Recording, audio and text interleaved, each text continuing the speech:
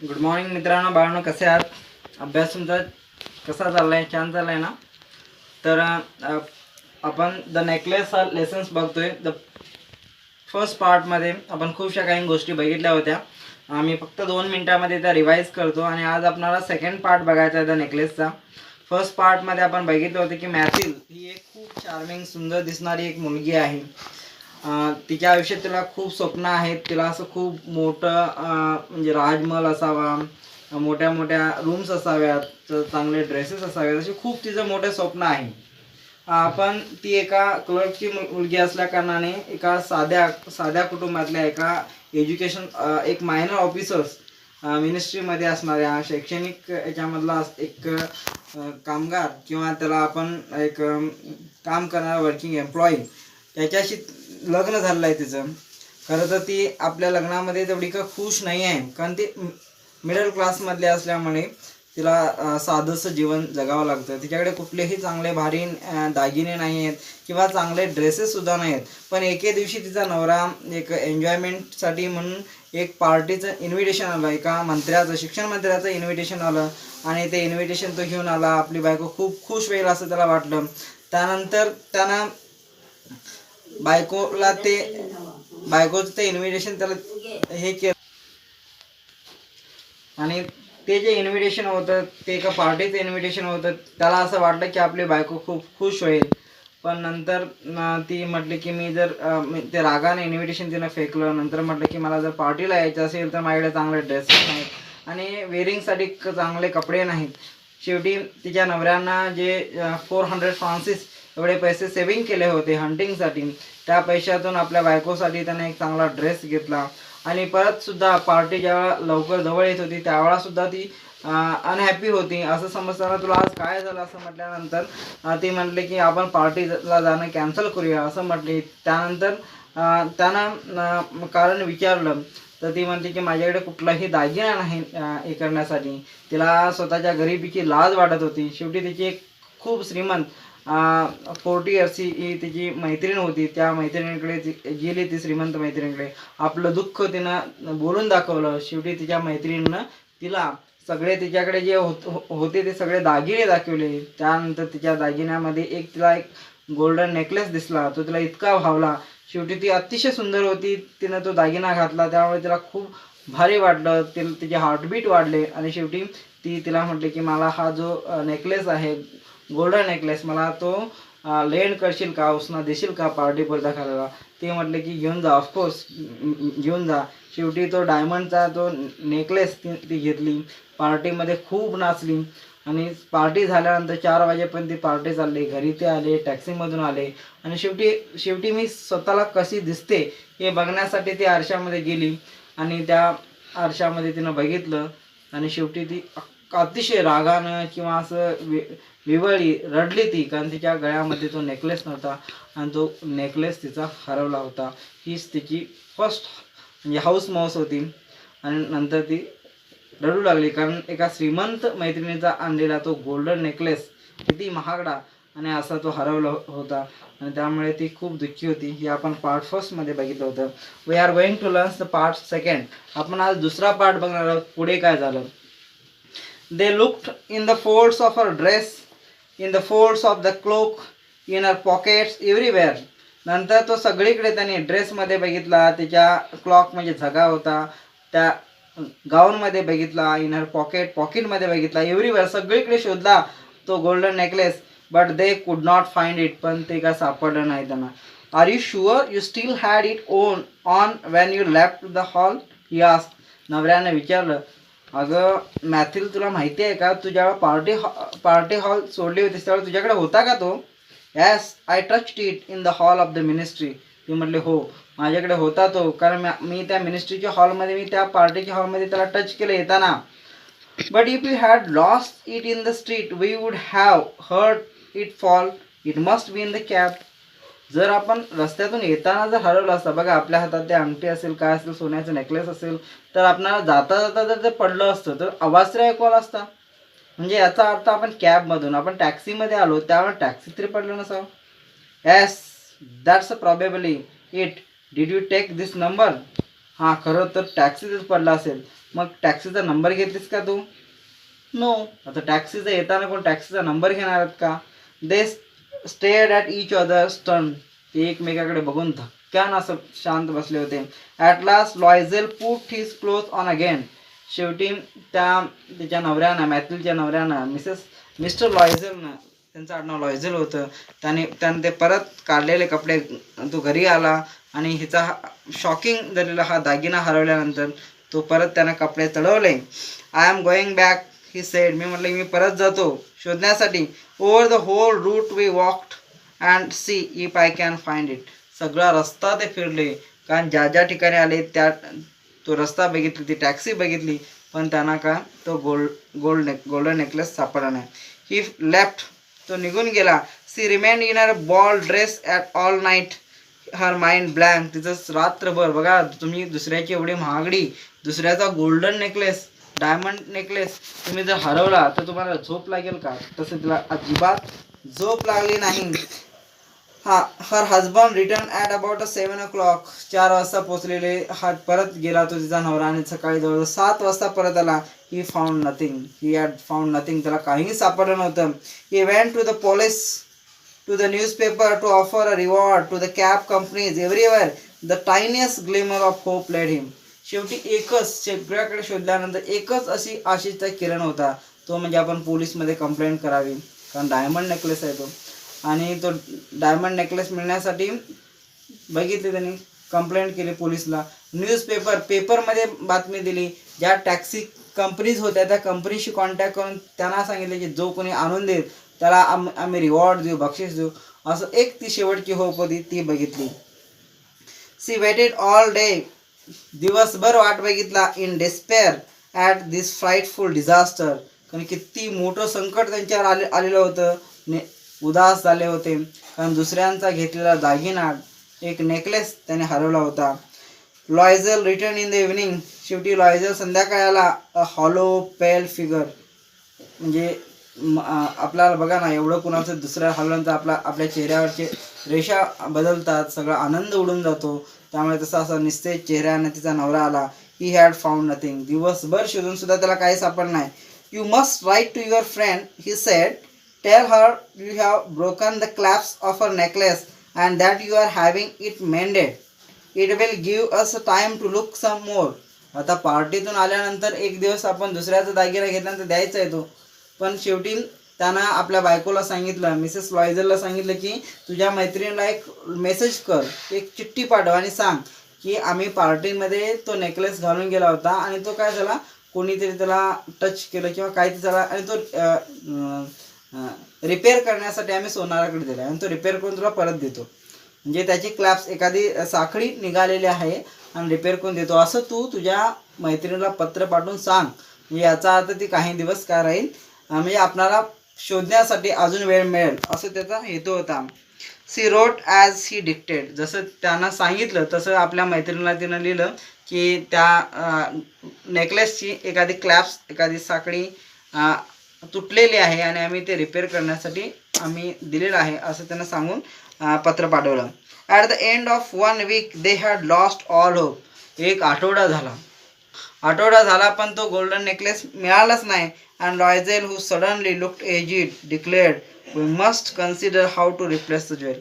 आणि एक आठवड्यानंतर नाही मिळाल्यानंतर लॉयझेल म्हणाले, नाही बाबा, आपण तिचा आणलेला आहे, मिसेस फॉरेस्टरचा आणलेला आहे आणि आपणाला काही करून तिचा परत आता द्यावा, तिचा दागिना आपणाला परत तो द्यायचा आहे. And so they went from jeweller to jeweller. शेवटी सगळ्या दागिन्याच्या दुकानातून ते फिरू लागले. Looking for a necklace like the other one. जसा हरवलेला आहे तसाच नेकलेस शोधण्याच्या याच्यामध्ये गेले. Consulting their memories both sick with a grip and anguish. चिंतेत, दुःखात ते बुडाले होते. काही करून तिच्या एका श्रीमंत मैत्रिणीचा जो दिलेला तो नेकलेस होता तो परत तिला करायचा होता. आठवडा होऊन गेला होता.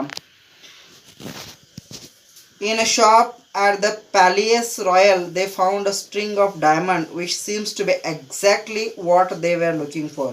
शेवटी एका दुकानामध्ये, पॅलेस रॉयलमध्ये त्यांना जशी स्ट्रिंग ऑफ डायमंड, एक डायमंडची रिंग तशीच सापडली, which seems to be exactly what they were looking for. म्हणजे ज्याच्या शोधात होत्या त्या नेकलेसच्या शोधात तसाच एक्झॅक्टली कॉपी एका पॅलेस रॉयल्समध्ये त्यांना तो सापडला. इट वॉज वर्थ 40,000 फ्रान्सिस आणि त्याची किंमत होती 40,000 Francis. They could have it for 36,000. They could have it for 36,000 आणि तो त्याला 36 फ्रान्सिसमध्ये तो 36,000 फ्रान्सिसमध्ये मिळणार होता. बघा त्यांची परिस्थिती आहे की त्यांना 400 फ्रान्सिस म्हणजे 400 रुपये ज्यांना मिळणार नाहीत त्यांनी 40,000 रुपये आणायचे, 36,000 रुपये आणायचे. म्हणजे ज्याला कपडे चांगले घ्यायला पैसे नाहीत अशा लोकांनी जर 40,000 आणायचे असेल तर कुठून आणणार ते? एक तर ते इतके गरीब होते, पुअर होते, त्यांचं घर कसं तरी चालत होतं. So they beg the jeweller not to sell it for 3 days. शेवटी त्या दोघांच्याकडे एवढे पैसे नव्हते. त्याने सांगितले की आम्हाला 3 दिवस द्या, आम्ही 3 दिवसात तुम्हाला पैसे आणून देतो. आणि हा आम्हाला एक्झॅक्टली जसा त्या फॉरेस्ट्रीचा जो नेकलेस हरवलेला आहे तसाच हा होता. त्यामुळे त्याने 3 दिवसाची मुदत मागितली. And they made an arrangement that he would take it back for 34,000 francs if the other necklace was found before the end of February. त्यामुळे त्यांनी and the made an arrangement काही व्यवस्था करून त्यांना ते पैसे 34,000 फ्रान्सिस म्हणजे ते द्यायचे होते आणि घ्यायचं. Loisel had 18,000 francs. लॉयझेलकडे 18,000 फ्रान्सिस एवढे होते. Which is father had left him. म्हणजे त्याच्या बाबांची जी संपत्ती होती जेव्हा पैसे साठवले होते त्यांच्या पप्पाकडून त्यांना 40,000 फ्रान्सिस मिळाले होते. He would borrow the rest आणि 18,000 आणि 18,000 त्यांना परत रेस्ट जी शिल्लक अमाऊंट होती ती 18,000 फ्रान्सिस. ही पण त्यांच्यासाठी खूप मोठी रक्कम होती आणि ही त्यांना रक्कम काय करायची होती? जमा करायची होती. And he did borrow. त्यांनी भरपूरसे पैसे घेतले, उसने घेतले. He gave notes. त्याने असं करार केले, ॲग्रीमेंट केले. मेड रुइनस ॲग्रीमेंट म्हणजे अतिशय भयंकर अशा म्हणजे आम्ही जर पैसे नाही केलो तर आमचं घर घ्या, शेती घ्या किंवा वाटेल तशा भयानक जे कर्ज काढतात त्यांना माहीत आहे. Dealt with every type of money lender. वेगवेगळ्या प्रकारचे पैसे कर्जाने देणाऱ्या पैसे जे होते त्या सगळ्यांच्याकडे जाऊन त्यांनी पैसे काढले.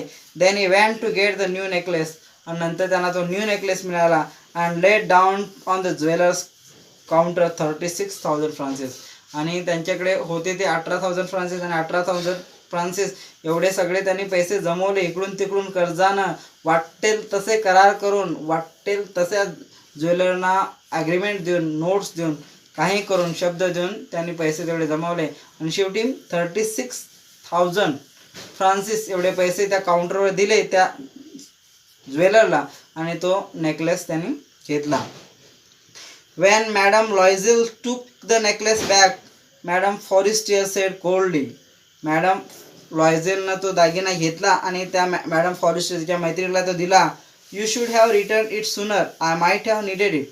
तर ते म्हटले की तू जरा लवकर दिलीस, मला गरज होती पण तू लवकर दिलीस. You should have return it sooner. तुला हे लवकर द्यायला पाहिजे होते. I might have needed it म्हणजे ती म्हणले की मला जरा लवकर दिली असतं बरं झालं असतं, मला गरज होती त्याची. From then on madame Loisel knew the horrible life of the very poor. आणि नंतर हे कसे बसे कर्जानं पैसे काढून तो दागिना घेतला आणि त्यानंतर मॅडम लॉयझेलचं लाईफच बदललं खूप. म्हणजे ज्या मुलीची स्वप्न होती की बाबा राजमहल असावा किंवा मोठ्या मोठ्या खोल्या असाव्यात, चांगले चांगले ड्रेसेस असाव्यात, म्हणजे असं लाईफ जगणारी ही जी मुलगी होती त्या दिवशीपासून त्या मुलीचं लाईफ बदललं. Madame Loisel knew the horrible life of the very poor. गरिबीचं लाईफ कसं असतं हे समजलं. But she played her part heroically. पण गरिबीमध्ये तिनं जो पार्ट प्ले केला ती जगली, ती हिरोईनसारखी जगली. द ड्रेडफुल डेप्ट मस्ट बी पेड. भयंकर असणारं कर्ज डेप्ट मस्ट पेड. काही करून तिला पैसे पेड करायचे होते. She would pay it. तिला काही करून ते पैसे द्यायचे होते. They dismiss their maid. त्यांच्या घरात असणारे मोलकरी तिने कामावरची काढून टाकली. म्हणजे आता मोलकरींना पैसे देता येणार नाही म्हणून घरात त्याने मोलकरी नाही ठेवली. They change their lodging. त्याने स्वतःचं घर बदललं. They rented a garret under the roof. त्यांचं स्वतःचं घर जे होतं ते थोडंसं रूफ खाली होतं, थोडासा पार्ट त्याने तो भाड्यानं दिला आणि आपण मात्र एका विचित्र याच्यामध्ये राहायला गेले. She came to know the drudgery of the housework. जी मुलगी कधीच घरकाम करत नव्हती ती आता घरकाम करू लागली. ज्या मुलीची स्वप्न होती राजमहालमध्ये जगणार, ती घरकाम करू लागली. The ओडियस labours of the kitchen, तो स्वयंपाकघरामध्ये येणारा तो म्हणजे जो घाणेरडा वास, त्यामध्ये ती काम करू लागली. सी वॉश द डिशेस, ती डिशेस भांडी धुवू लागली, घासू लागली. The dirty linen, she carried the garbage down to the street every morning and carried up the water, stopping at each landing to catch the breath and dress like a commoner. अतिशय साध्या व्यक्तीसारखे ती कपडे वापरू लागली. त्यानंतर घरातला कचरा वगैरे असेल ते स्वतःच टाकू लागले. म्हणजे अतिशय जे गरीबातले गरीब जे लोक असतात त्यांचं लाईफ, जे ज्यांच्या डोक्यावर कर्जाचं ओझं असतं, असं ती लाईफ जगू लागली. She had to bargain at market, quarrel and face insult over every miserable sou. म्हणजे एक एक रुपयासाठी, एक एक पैशासाठी, म्हणजे आपल्याकडे काही बायका वगैरे असतात की बाजारामध्ये मार्केटमध्ये 5 रुपयाला कोथिंबीर मागतात, 10 रुपयाला मागतात, किंवा एक एक रुपयासाठी ती मार्केटमध्ये एकेका वस्तूसाठी भांडू लागली. कारण त्याला ते व्हॅल्यू ऑफ रुपीज कळलं होतं, पैशाचं व्हॅल्यू कळलं होतं. आणि इतकी भयंकर, इतक्या गरिबीत आता मॅथ्यू जगत होती की जिचं वेगळंच स्वप्न होतं. Each month they had to pay some loans, renew others, get more time. प्रत्येक महिन्यात त्यांना काही ना काही लोनचे पैसे द्यावेच लागत होते. ते कुठून तरी काढून इकडचे काढा तिकडे भरा, असं काही नाही करून रिन्यू करावं लागत होतं. आणि तिला आता सगळ्यात वाईट अशी गरिबी आता तिला अनुभवावी लागत होती. Her husband work extra every evening doing accounts of the tradesman. तिचा नवरा म्हणजे काम करून सुद्धा परत ओव्हर टाईम जॉब करत होता. And often late into the night, खूप रात्री तो येत होता. He sat copying a manuscript off at the 5 sous a page. म्हणजे काही किमतीमध्ये, अतिशय खाल्या किमतीमध्ये तो मॅन्युस्क्रिप्ट हस्तलिखित देत होता. रायटराचं लिखाण काम करत होता. असे वाटेल ते कामं करून दोघंही काय करत होते, पैसे कमवत होते. And this life lasted 10 years. आणि एवढं त्यांना म्हणजे 18,000 म्हणजे 18,000 फ्रान्सिसचं एवढं कर्ज म्हणजे पूर्ण करण्यासाठी त्यांच्या आयुष्याची 10 वर्षे गेली. 10 वर्ष असे ते राबले. आणि तेव्हा कुठं त्यांचे पैसे सगळे गेले. At the end of the 10 years they had paid of everything. 10 वर्षानंतर सगळं त्यांचं कर्ज नील झालं. इवन द इंटरेस्ट, सगळं व्याजाचं व्याजसुद्धा त्यांनी हे केलं. वाटेल तशी त्या बिचाऱ्याने कामं केली. मॅडम लॉयझेल लुक्ड ओल्ड नाव. मॅडम लॉयझेल आता 10 वर्षानंतर बघा, एखादी घरकाम करणारी बाई असते, गरिबीतली असते, लगेच म्हातारी वगैरे दिसते. कारण एवढी वाटेल ती कामं ती करत असते आपल्या फॅमिलीला जगवण्यासाठी. तसं त्यांच्या डोक्यावरचं कर्ज करण्यासाठी वाटेल ते म्हणजे वॉशिंगपासून सगळं म्हणजे ती कामं करत होती. आता ते 10 वर्षानंतर आता ते म्हातारी दिसत होती. Often seem brooded over the past. नेहमी ती भूतकाळाचा विचार करायची. What would have be happen if she had not lost that necklace. तिला असं वाटायचं की आपण आयुष्यात एक नेकलेस जर हरवलं नसता तर आपलं लाईफ काय झालं असतं. How strange life is, how fickle. बघा, जीवन एक किती विचित्र असतं, विलक्षण असतं. ते फिकल, क्षणात लाईफ बदलतं. त्यामुळे एक नवीला एक पोएम होती बाळांनो, life is like a game, it's predictable आणि अनसर्टन. लाईफ हे अनिश्चित आहे. उद्या माझ्या आयुष्यात काय होईल हे मलाही सांगता येत नाही. आणि त्याला काय आपण असं निश्चितपणे ठरवू शकत नाही की लाईफ असंच असेल. So life is like a game. त्यामुळे लाईफमध्ये गेममध्ये काय होऊ शकतं तसं लाईफमध्ये काही होऊ शकतं. लाईफमध्ये तसं तिला आठवत होतं आता लाईफमध्ये एक गोष्ट. एक जर मी नेकलेस म्हणजे माझ्या म्हणजे पार्टीसाठी मी दुसऱ्याचा नेकलेस जर मागून नेला नसता तर काय माझं लाईफ 10 वर्ष माझे जे अशी व्याजात गेले, कर्जात गेलेले आहेत, इतके बेकार दिवस काढावे लागले, ते दिवसच माझ्या आयुष्यात आले नसते. 10 वर्ष ती म्हातारी दिसत होती. How little is needed for one to be a ruin or save. एखाद्याच्या लाईफमधलं बर्बाद होण्यासाठी किंवा नष्ट होण्यासाठी, एखादं लाईफ म्हणजे निघून जाण्यासाठी, वाईट गोष्ट घडण्यासाठी, एखाद्याचं लाईफ बर्बाद होण्यासाठी एवढी छोटीशी गोष्टसुद्धा महत्त्वाची असते. ती गोष्ट एखाद्याच्या लाईफमध्ये वाईटही करू शकते आणि चांगलंही करू शकते. One Sunday as she was walking in the Champs Elysees, suddenly she saw Madame Forestier, still young, still beautiful, still charming. आणि एके संध्याकाळी असंच फिरत असताना in the Champs of Elysees, suddenly एका ठिकाणी सी सॉ मॅडम फॉरेस्टियर म्हणजे madame Loisel ही असं जात होती आणि तिनं मॅडम फॉरेस्टियरला ती भेटली. मॅडम फॉरेस्टर मात्र स्टील यंग, ती अजूनही तरुण होती, स्टील ब्युटिफुल, अजूनही सुंदर दिसत होती, स्टील चार्मिंग, तिच्या चेहऱ्यावरचं अजूनही आकर्षण होतं. म्हणजे she was looking very good. म्हणजे तिची फ्रेंड फॉरेस्टर ही जी श्रीमंत मैत्रीण होती खूप सुंदर दिसत होती, पण हीच त्याच्या वर्गातली मैत्रीण आता खूप म्हातारी दिसत होती. मॅडम लॉयझेल फेल्ट इमोशनल, आणि तिला बघितल्यानंतर ही आता एकदम भावनिक झाली. Emotional. Should she speak to her, तिला वाटलं की आपण हिच्याशी बोलावं का. ॲज ऑफकोर्स, हो अर्थात.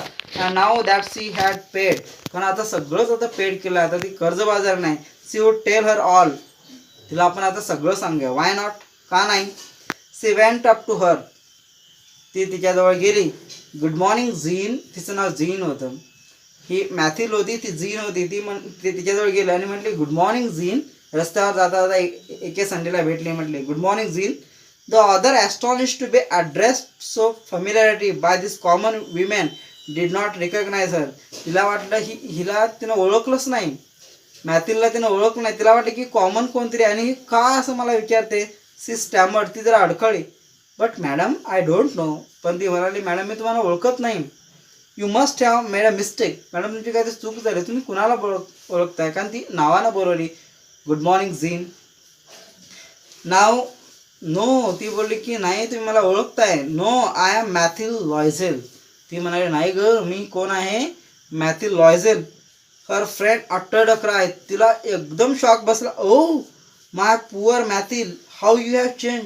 10 वर्षात ती एवढी बदलली होती, एवढी ओल्ड दिसत होती की ती विचार, अगं मॅथिल, माय पुअर मॅथिल, अगं माझ्या गरीब मैत्रिणी, हाऊ यू हॅव चेंज, अगं किती बदललेस तू. Yes, I have had some hard time since I last saw you and many miseries and all because of you. ते म्हणाले हो, माझ्या आयुष्यात अशी काही वेळ आला होता की खूप वाईट प्रसंग आले होते.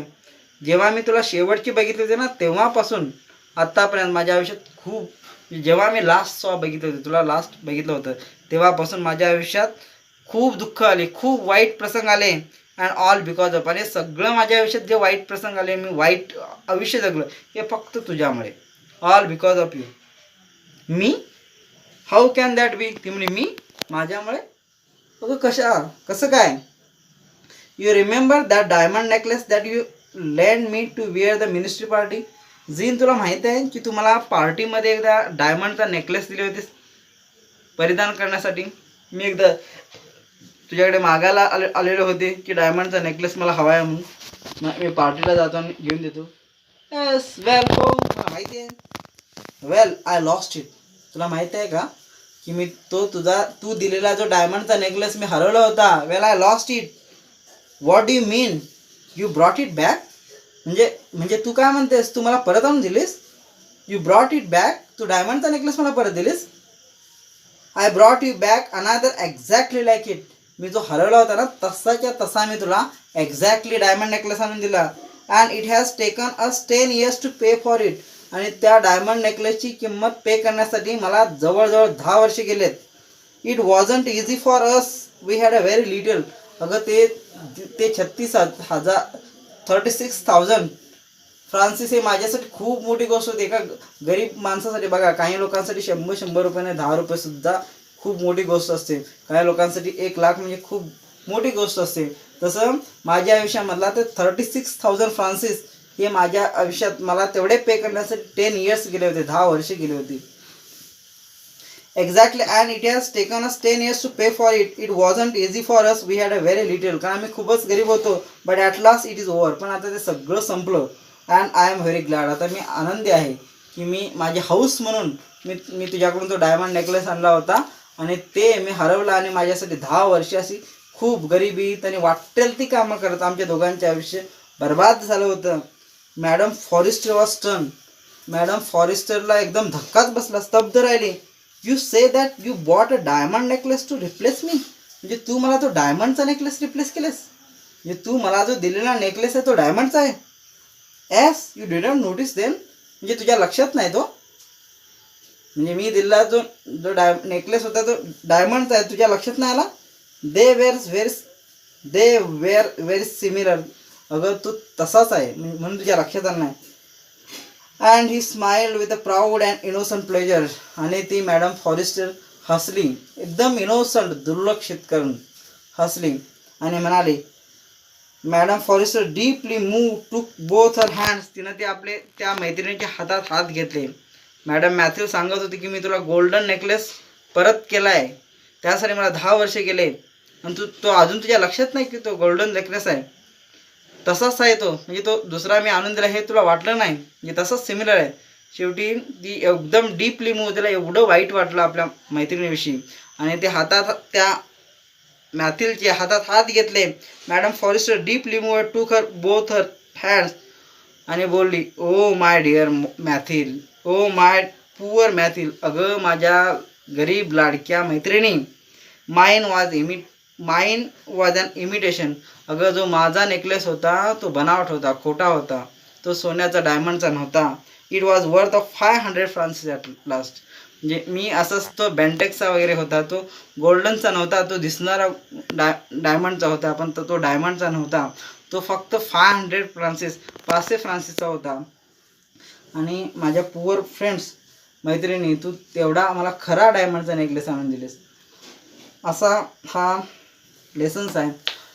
आणि हा लेसन्स आपण पहिला पार्ट सेकंड द नेकलेस या लेसनमधून आपणाला एक गोष्ट शिकता आली की जे का आहे ते आपलं, म्हणजे जे दिसतं, जे जग दिसतं तसं का नसतं आहे ते. म्हणजे सोनं जरी दिसलं, नेकलेस जरी दिसला, जे का आहे लाईफमध्ये त्याच्यामध्ये आपण समाधानी असलो पाहिजे. ज्याच्यामध्ये आपण जे मिळतं त्याच्यामध्ये सॅटिस्फाईड असलो पाहिजे. कुठलीही गोष्ट आपल्या लाईफमध्ये एखादी म्हणजे कुठल्याही गोष्टीच्या पाठीमागे, चकाकणाऱ्या गोष्टीच्या पाठीमागे धावू नका. पण चकाकणारी गोष्ट, चमकणारी गोष्ट ही सगळेच काय दागिने नसतात, हिरे नसतात. ती चकाकणारी गोष्ट काच पण असते, हाताला लागू शकते, जखम होऊ शकते. त्यामुळे चकाकणाऱ्या गोष्टीच्या पाठीमागे आयुष्य जगू नका. जे आहे त्या आयुष्य खूप सुंदर जगा, ज्याच्यामध्ये आहे त्याच्यामध्ये तुम्ही समाधानी राहा. असा हा तुम्हाला लेसन्स आहे. तसं आपण तुम्ही लेक्चर चालू करण्याच्या आधीही तुम्हाला सांगितलं होतं की जुदाई पिक्चरमध्ये तिला पैशाचा हाव खूप असतो आणि नंतर तिला ते सगळं काही नको असतो, ते सगळा बंगला बिंगला घेते आणि सगळं विकून टाकते. तिला एक कॉमन जसं लाईफ जे आहे ते जगायचं असतं. तसं जे आहे तुमच्यावर कशा गरिबाची लाज बाळगू नका. जे आहे मला वाटतं की बाळासाहेब ठाकरे यांच्या बंगल्यामध्ये गेला तर तिथे खूप सुंदर एक वाक्य लिहिलेलं आहे की गरिबाने कधी लाजू नये आणि श्रीमंताने कधी माजू नये. तर आपला जे काय लाईफमध्ये जे मिळालं आहे त्याच्यामध्ये समाधानी राहा. असं हा लेसन्स आहे. आपण पार्ट फर्स्ट आणि पार्ट सेकंड बघितलेला आहे. हा लेसन परीक्षेसाठी खूप महत्त्वाचा आहे. याचा वर्कशॉप सोडवा आणि शब्दात वगैरे तुम्ही पाठ करा. मित्रांनो, इथं धन्यवाद. थँक्यू.